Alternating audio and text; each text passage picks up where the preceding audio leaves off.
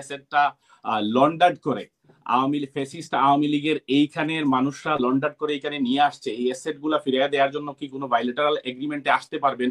এই বিষয়গুলো তো যে কিয়ার স্টারমারের অ্যাডমিনিস্ট্রেশন চিন্তা করতেছে না এরকম কোনো বিষয় না। তো হাই কমিশন দিয়ে বলায় আটকায় ফেলবেন?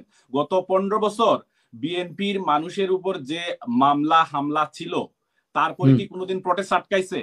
জামাত বিএনপি বা বিরোধী দলে যারা ছিল কেউ প্রটেস্ট কেউ আটকাইতে পারছে? এখানে যে বিষয়টা আপনি তুলে আনছেন যে ডক্টর ইউনূসের কিয়ার স্টারমার আমাদের এই দেশের প্রধানমন্ত্রীর সাথে যে ওনার আলোচনা বা বসার কথা আপনারা জেনেছেন যে বাংলাদেশ থেকে ওইটা প্রি স্কেডিউল ছিল, ওইটা ক্যান্সেল হয়ে গেল কিনা বা এটার ভবিষ্যৎ কি? গতকালকে প্রেস সচিব যেটা বললেন যে উনি কানাডায় চলে গেছেন।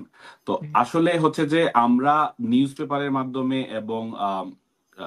এবং মানুষের মুখে থেকে যে ইনফরমেশন গুলো শুনছি এবং যে আলোচনাগুলো আসতেছে, আমাদের কাছে কিছু জিনিস স্পষ্ট।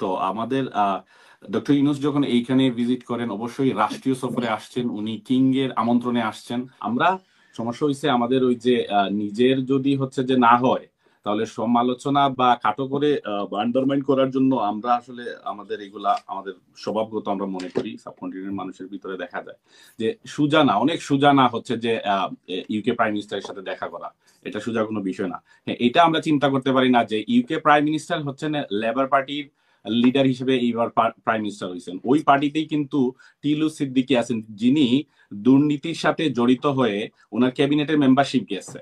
তো আপনি কিয়ার স্টারমার আসলেই কি হচ্ছে যে ready to face doctor Yunus?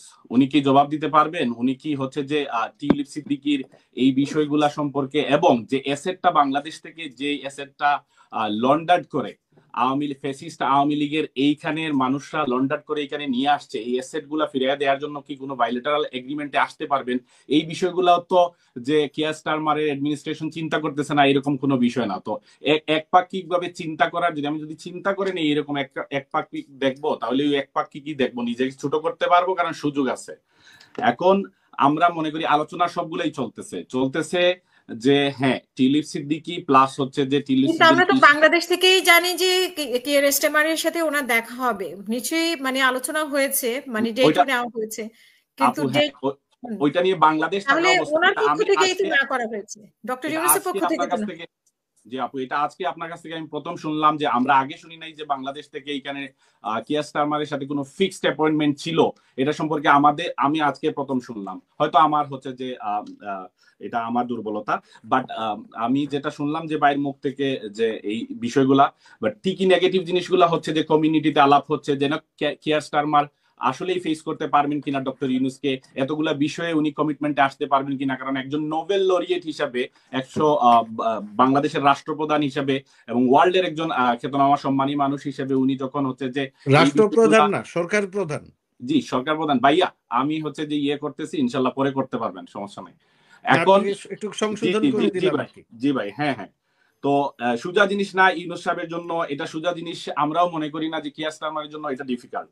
আচ্ছা, আগামী গতকালকে যেটা হইলো, হোটেলের সামনে আমার ভাইও দেখলেন যে বিরাট প্রটেস্ট করছে যারা ফেসিজমের সাথে জড়িত ছিল। হ্যাঁ, খুনের আসামিরা এইখানে প্রটেস্ট করছে, এদেরকে হোম অফিসে বলে এইখানে বলে এদেরকে আটকায় ফেলবো আমরা, বা ডক্টর ইউনূস হাই কমিশন দিয়ে বলায় আটকায় ফেলবেন। গত 15 বছর বিএনপির মানুষের উপর যে মামলা হামলা ছিল, তারপরে কি কোনোদিন প্রটেস্ট আটকাইছে? জামাত বিএনপি বা বিরোধী দলে যারা ছিল কেউ আটকাইতে পারছে? এখানে মানে তারা তো আসলে গণহত্যাকারী না ছিল না, না। আমি আসতেছি।